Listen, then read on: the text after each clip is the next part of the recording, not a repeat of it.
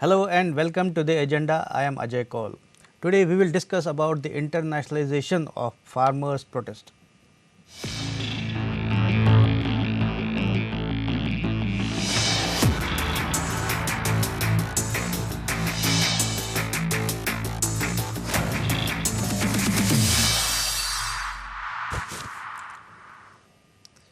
The farmers' protest being witnessed at the doorsteps of Delhi is now finding increasing echo on the foreign shores. There have been demonstrations in various cities of the US, Canada, UK and Australia by the NRIs in support of the protest by farmers in India. A kind of solidarity has also been extended to these protests by the UN Secretary General and Canada Prime Minister Justin Trudeau. So, how should these developments be viewed? We will analyze this aspect in the agenda today. We have with us retired diplomat ambassador Vishnu Prakash, who has served as High Commissioner to Canada and has hands-on understanding of affairs in Canada. We are also joined by Mr. Jitendra Kumar Oja, who is an expert on geostrategy matters. But before we begin our conversation, let's have a look at this small report. The protest by farmers is no more confined to the outskirts of Delhi, but there is an echo in foreign cities as well. Demonstrations in support of the ongoing farmers' agitation in India have been witnessed in some cities of the US, the UK, Canada and Australia. In the US, a Kisan Solidarity Rally was organized from Oakland to the Indian Consulate in San Francisco on Sunday as a mark of support to the Indian farmers who are agitating against 3 new farm laws. A similar Kisan rally was organized in Australia too, from the Indian Consulate in Melbourne to Parliament House on Sunday. In the UK, scores of NRIs gathered outside the Indian High Commission in London to demonstrate their solidarity with the agitating farmers. The demonstration was organized even as 36 British MPs wrote to British Secretary of State Dominic Raab asking to take up the issue of the farmers' protest with his Indian counterpart. In India, hundreds of people gathered in Toronto outside the Indian Consulate on Saturday to show their support for the protesting farmers. Similar demonstrations were held in Saskatoon and Halifax. The protest in Canada came on the back of its Prime Minister Justin Trudeau publicly expressing solidarity with the farmers' protest in India. His comments angered the Government of India, and the External Affairs Ministry issued a demarche to Canadian High Commissioner after summoning him. The Canadian High Commissioner was told that the comments like the one made by Trudeau would harm the ties between India and Canada. Not only Trudeau, the spokesperson for the UN Secretary General also made certain comments which were seen as supporting the farmers' protest. While the rallies and demonstrations abroad in support of the Indian protest may not be of too much concern, there could be security implications for India if the Khalistani elements and their supporter Pakistan's ISI use these agitations to fan separatism and anti-India activities. This element is to be kept watch on, and hopefully the Government of India would be at it. Bureau Report. Now let's welcome our guests, Ambassador Vishnu Prakash and Mr. Jitendra Oja. Welcome to the program, sirs. Thank you. I'll begin by asking Ambassador Vishnu Prakash. You must have seen the protests in various cities of the world in support of farmers' protests here, and there have been comments by Canadian PM and UN Secretary General also. How do you see these developments? As far as the Canadian Prime Minister is concerned, it is, I'm afraid, nothing but political opportunism. From a number of other capitals, but these are all Western capitals. And the spokesperson of the Secretary General also has made a comment, which are totally unwarranted. I don't understand the basis of on which the comments are being made. Now, the refrain of the comment says that that in democracies people have a right to peaceful protest. So that is precisely happening. I mean, these are protests, these are peaceful protests. India is the world's largest democracy. We have seen thousands of protests. And what are they talking about? It is just without understanding, without knowing what are the ground realities. The rich countries and are jumping into the fray, which is very regrettable and ill-advised. In fact, I was also thinking it's like just poking your nose, because as you mentioned that demonstrations are peaceful and nobody is hunting them down or hitting them, or there is no violence being used against them. So why to poke your nose? Because this is their pastime, and once you have reached a certain level of affluence, you believe that you are monitors of the world, that you can comment on things which you have no business to comment on, ignoring the very basic principle that you do not interfere in the matters of internal affairs of other countries. Now look at what has happened. There is a reform that the government of India has proposed. It's a long pending reform. The rest of the country is quite happy about it. There are certain sections who have grievances. All right, they have grievances. They have come in large numbers wanting to march into Delhi, and they start pelting stones. It is the right of the law and order, machinery and security to make sure that or allow the protesters to enter a certain area or not enter a certain area. Now, when they pelt stones, what does the police do? They have no choice but to use fire gas, the Tear gas. tear gas, and that how can anybody take exception to? I mean, we are a vibrant democracy. There is this the media, the judiciary. There are various instruments of government which analyze everything.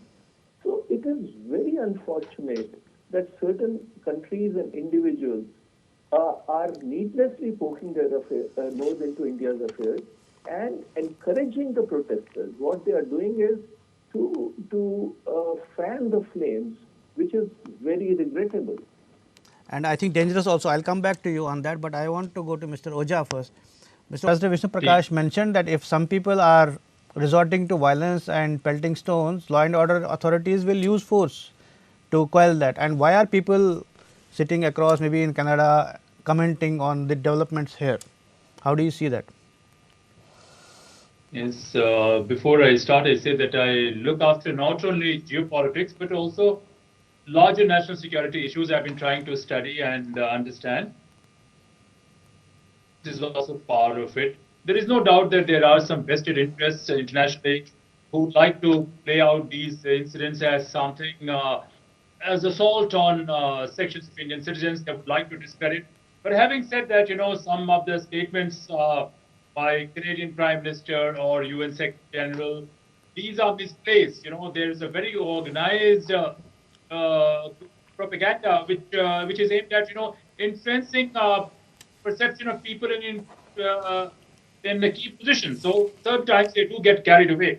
But in democracy, I also believe that these demonstrations or agitation provide a very useful lesson to the government of the day. So there are already, it's more than protest. There are certain discord, social discord, people are unhappy over certain issues. And I think, all these have added to create this kind of ambiance. So I believe the whole governance has to undergo a little bit of transition. There are concerns internally also on consultative process there's concern. There is also concern that they are very powerful vested interests. They have become so powerful that they can engineer this kind of protest. So, the governance has to rather improve itself, go to a level that these kind of things are avoided. Not the protests are avoided, but there's a way of addressing these protests. Because in some democracies, if a certain number of people petition or come out with something, legislatures are able to discuss these issues and allay apprehensions of people. So I think our democracy has to address some of these things in this manner. At the same time, we have to be aware of the fact that there are vested interests globally who would like to discredit India. And simultaneously, I would also say that our engagement at diplomatic level has to be so good that before these leaders of some standing, before they come out with this statement, they consult us. And I know that efforts are going to be very difficult in this direction because there is concerted effort by certain vested interests, both internally and externally, to bring down the image of the government, I would suppose. I will add a supplementary question which is regarding the security interests of India, because as we know, now there are concerns that there are Khalistani elements, or maybe Pakistan is also very active in places like Canada and UK and London. So there can be these elements could infiltrate these agitations and maybe fuel or maybe incite more Khalistani or pro-Khalistani or anti-India sentiments there. How do you say that? Definitely, such elements have always been there, especially in Canada and UK and even Australia, you can say. And I've always maintained that India has to take a more serious effort to curb organized crime. What is letting these kind of agitations to go on and these kind of forces to flourish in foreign countries is organized crime. And organized crime, part of which is flourishing on in our own country, on our own territory. Sometimes they are able to raise funds from here itself, fund these activities internationally. So we have to curb organized crime. We have to engage these governments more proactive. I say that issues were very different a decade or 2 decades back, but now things are very different. We have to go to a different level and not only engage government, even with law enforcement agencies. We have to sensitize them against organized crime. A significant component of it is targeting India.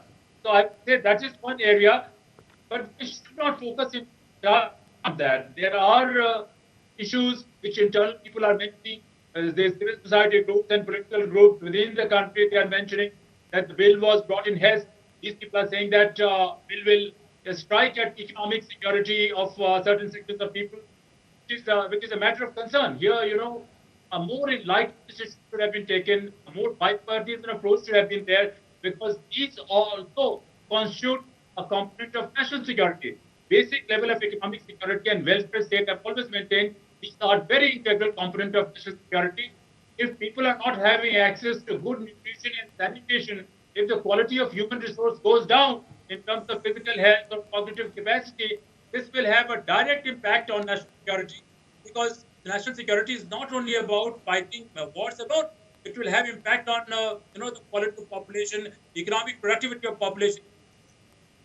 Resource is very critical. So these issues, I'm not saying whether the bill is right or wrong. There should have been better consultation, I would suppose.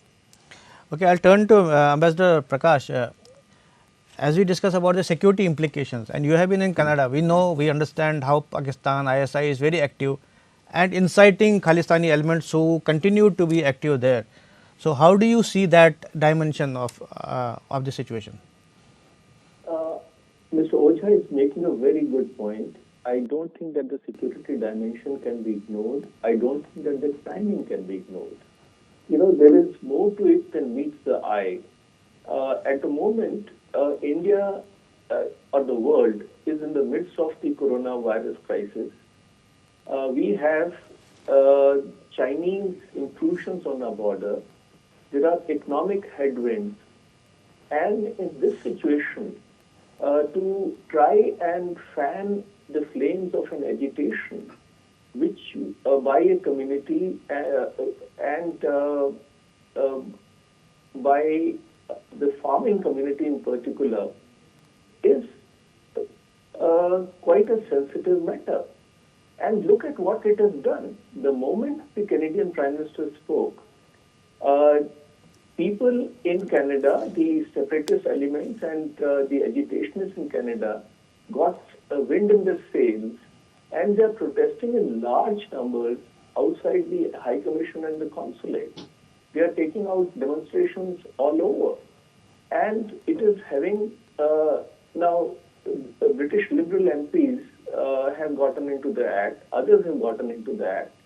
So certainly it encourages the protesters. And it is known, I don't know whether it is happening now, it is known very well in the past that Khalistani elements have been sending money in pursuance of their separatist agenda to India. So there is much more than meets the eye. And the long and short of it is that if every country starts behaving like that, suppose now last year there was a big agitation among the First Nations in Canada. Now the government cracked down on that. Right.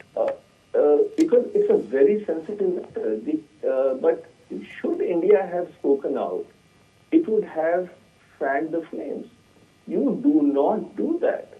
Why Canada is doing is, or Canadian leaders are engaging in that, it is quite obvious. You cannot but ignore the fact that there is political opportunism and there is mischief. So that is the conclusion that one has to draw. Mr. Oja, as Ambassador Prakash mentioned about political opportunism, and but it's a dangerous element. And when we know Canada has been a kind of favorable country for Khalistanis for propagating whatever their cause. So isn't it that makes it when the Prime Minister encourages these protests, and it becomes a dangerous game altogether, isn't it? This kind of thing has to be rebuffed from Government of India. There is no doubt about it.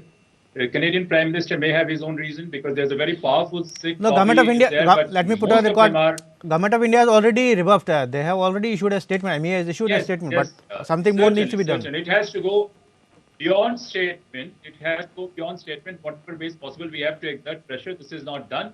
We perceive Canada as a friendly country, and I'm sure Ambassador will point it out, and this is not expected from the Canadian Prime Minister. If there was an issue, he could have spoken to our diplomat over there, our ambassador over there, rather than coming out with something like this. We could have tried to understand.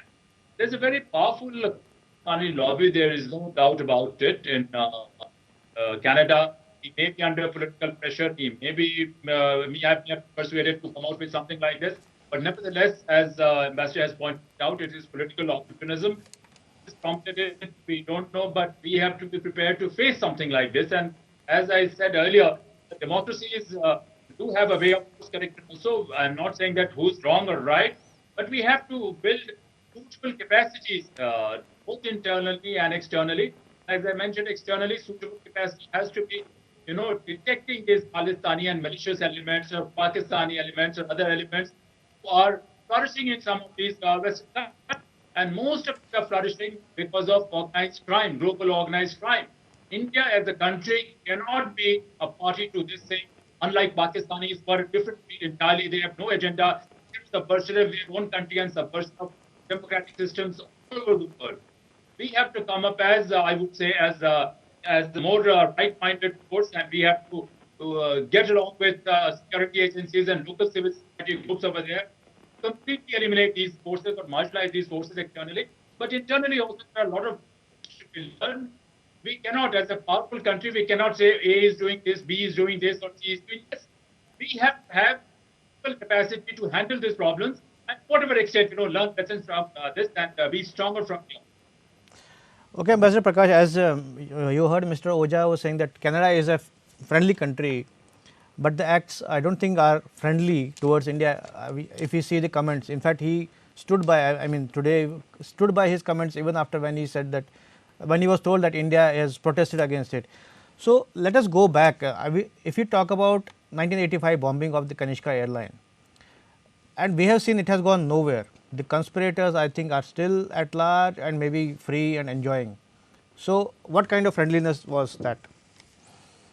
We have to distinguish between the people of Canada and the political leaders. Not saying all political leaders have an agenda, but some of them have.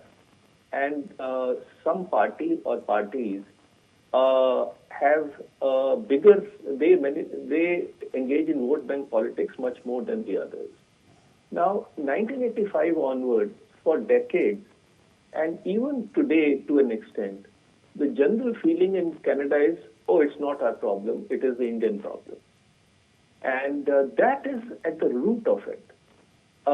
They do not realize, and even if they realize, they don't internalize it or do not accept that, is that the separatists in Canada is impacting the social fabric of the Canadian society. Young boys are being tutored, are being indoctrinated. There are areas in Canada where the social cohesion has been impacted, radicalization is happening. So that is internal to Canada. But the big problem is that for many Canadian politicians, the now and the immediate is what is important. If from their perspective, the 8 to 12 votes seats that the Sikh population gets them, because the number of Indian community is growing, number of Sikhs are growing, and the Sikhs are willy-nilly concentrated in 3 or 4 pockets, Right. where they impact the electoral outcome. So for a Liberal Party in particular, that is more important because 80% of the Sikh vote generally goes to the Liberal Party. So, and now Canada may have midterm polls soon. So it is nothing but politics.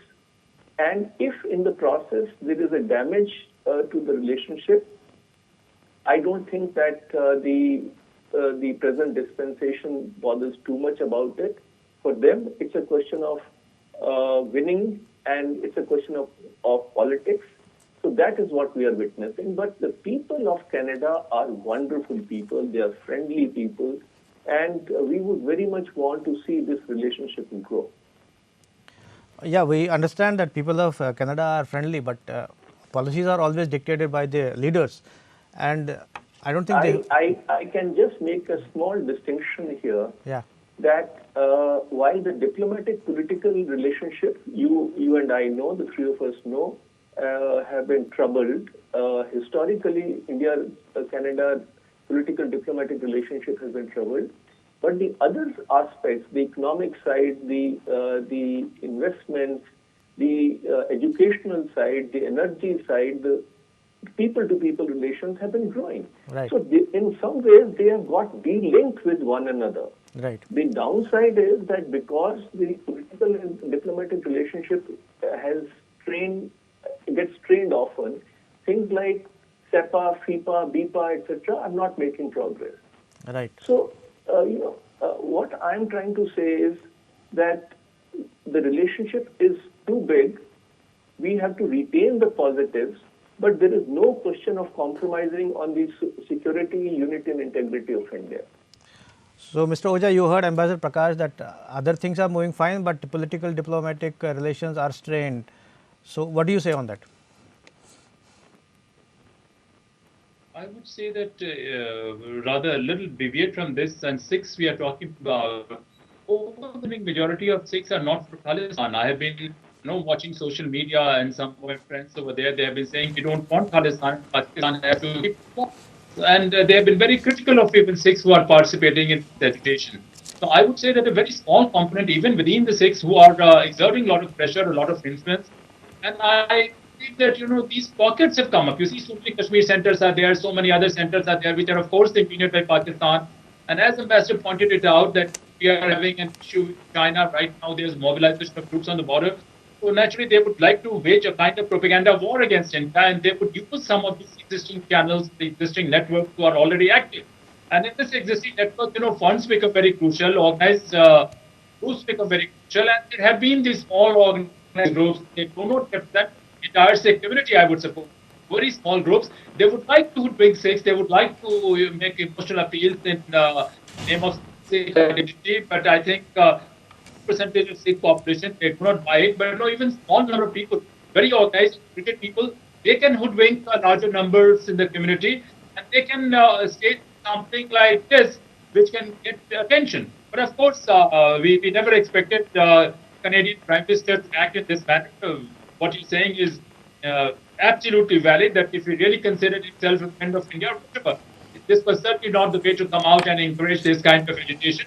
And whatever is happening, naturally, I do agree with you that this is part of a propaganda warfare or psychological warfare, where I'm very convinced that some of the forces are critical to us, maybe be involved in it. And internally, I would say, having said that, we are not taking side with A or B. We are trying to offer perspective based on our position. I believe that, the governance requires a much greater degree of smartness. We have avoid some kind of controversies, avoid some kind of problems. And even if there are domestic adversities, they need to be handled so tactfully that this kind of embarrassment does not come up. Also been done, things who have, or rather, farmers come on borders of Delhi. This provides a kind of order for propaganda. This should have been somehow, I'm not saying it should have been handled with an opportunity for a couple of the day to learn lessons, because there is absolutely no confusion as far as intent of our Prime Minister is concerned. I am very convinced that his intent are pure. The way of doing it, maybe to those who are advising him, those who are around him, they could have handled the situation a little better. Okay, Bhaiya, our time is running out. I may ask one last question because I want to talk about Britain also. UK also, there are some 36 MPs who have written to the Secretary of Foreign Affairs on this issue. How do you see that, Ambassador Prakash? The same thing. The liberals or the Democrats, they are the people who use these aspects as political tools to score brownie points. And we know that there are a number of members of parliament in UK who get their sustenance, get their financial support and political support from Mirpuri Pakistani, Right. and also from the separatist elements. So it is again, and then there is this mentality of the Raj, which for some still exists. So, and I'm making a sweeping statement, so I'll be pardoned about it. But there are certain elements.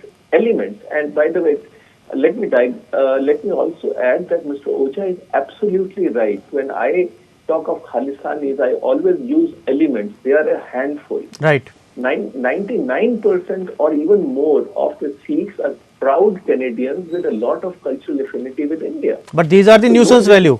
They have the nuisance value. They have the streets, they have the money power, they have the lung power, and they can engage in violence. Right.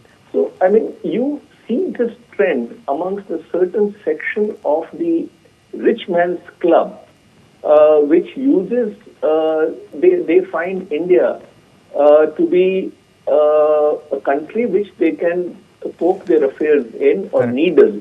So that is what has been going on. So our response has to be robust. There is no question about it.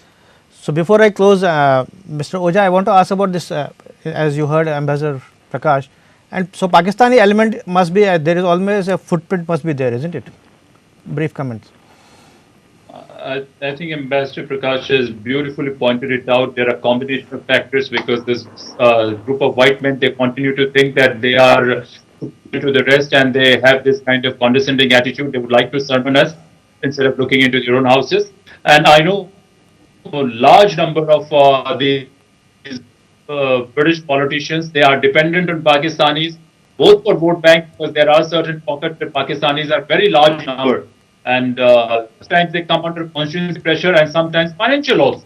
Because I've maintained on many occasions that Pakistan is not only epicenter of terror and radicalism, but also a master coordinator of organized crime at a global scale.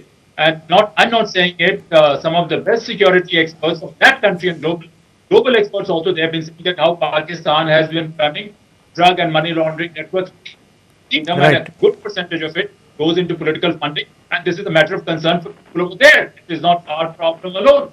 So when politicians are influenced, any of these factors, the net justice is they felt issues. If there was anything really of concern to them, they could have spoken to us, they could have done something, but participating in a war against India, this is certainly not done. But having said that, let me tell you, one gentleman who is president of Global Association, District Association, he has been spearheading a campaign against these elements, and a good number of citizens in Britain, they are discrediting this move by Parliament.